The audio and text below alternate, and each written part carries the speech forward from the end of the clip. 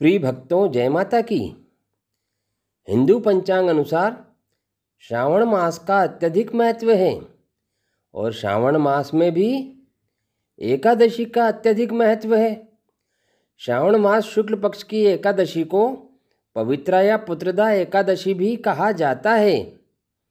जिन कन्याओं का विवाह नहीं हो रहा है या जिन स्त्रियों को पुत्र की प्राप्ति नहीं हो रही है, इस एकादशी पर भगवान विष्णु एवं भगवान शंकर की विधि विधान से पूजा करने पर कुंवारी कन्याओं का विवाह हो जाता है और निसंतान दंपत्ति को भी पुत्र की प्राप्ति होती है। पुत्रदा या पवित्रा एकादशी की कथा और पूजा विधि इस प्रकार है। भगवान श्री कृष्ण ने राजा युधिष्ठिर को सावन मास के शुक्ल पक्ष की एकादशी का महत्व बताते हुए कहा कि यह पवित्रा या पुत्रदा एकादशी है। पुत्रदा एकादशी में भगवान शंकर की, भगवान विष्णु की एवं गौ माता की पूजा करना चाहिए। उन्होंने राजा युधिष्ठिर को एकादशी की कथा सुनाते हुए कहा कि एक महीपति नगरी थी। उसमें महीजीत नाम का एक राजा राज्य करता था। वह बड़ा धर्मात्मा था, परंतु पुत्रहीन था। कई उपाय किए, परंतु सब व्यर्थ गए। राजा को शोकयुक्त देखकर मंत्रियों को अत्यधिक दुख हुआ और वह लोमश ऋषि की शरण में गए। दंडवत प्रणाम कर विनय करने लगे कि हमारे राजा के यहाँ पुत्र नहीं है। राजा हमेशा दुख और शोक में रहते हैं। हे ऋषिवर, आप कृपा करके कोई उपाय बताइए जिससे उनके घर कुल दीपक का प्रकाश हो जाए।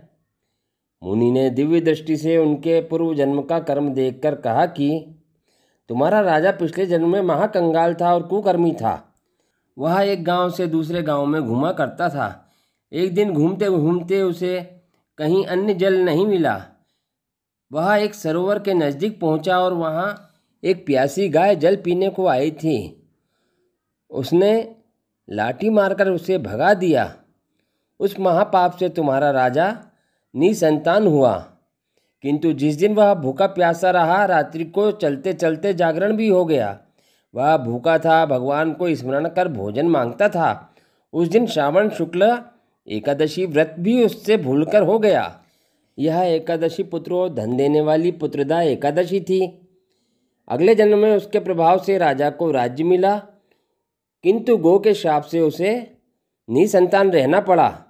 यदि आप लोग प्रजा सहित श्रावण शुक्ल एकादशी का विधि सहित व्रत करेंगे तो आपके राजा को उत्तम फल प्राप्त होगा और निश्चित ही उसके घर में पुत्र की प्राप्ति होगी। ऋषिवर ने बताया कि इस दिन गौ माता की पूजा करना चाहिए। गौ माता को मधुर फल और अनाज खिलाना चाहिए। भगवान शिव जी का अभिषेक करना चाहिए। सफ़ेद या पीला चंदन लगाना चाहिए। 11 बेलपत्र, शमी पत्र, फल फूल आदि भगवान शंकर जी को अर्पित करना चाहिए और आरती करना चाहिए। भगवान श्री हरि विष्णु को 11 पान अर्थात 11 तांबुल चढ़ाने चाहिए। तुलसी और तिल अर्पित करना चाहिए। घी का दीपक लगाना चाहिए। गेहूँ चावल दान करना चाहिए। ब्राह्मणों को यथाशक्ति दान देना चाहिए। एक दिन पूर्व ही समस्त पूजन सामग्री एकत्रित कर लेना चाहिए। एकादशी के दिन निराहार रहना चाहिए। यदि किन्हीं कारणों से निराहार नहीं रह सकते हैं तो एक समय फलाहार करना चाहिए। विधि विधान से भगवान शिव जी, भगवान विष्णु और गौ माता की पूजा करना चाहिए। ऐसा करने से कुंवारी कन्याओं को मनचाहा वर प्राप्त हो जाएगा और निसंतान दंपत्ति को पुत्र की प्राप्ति होगी। जय श्री कृष्ण।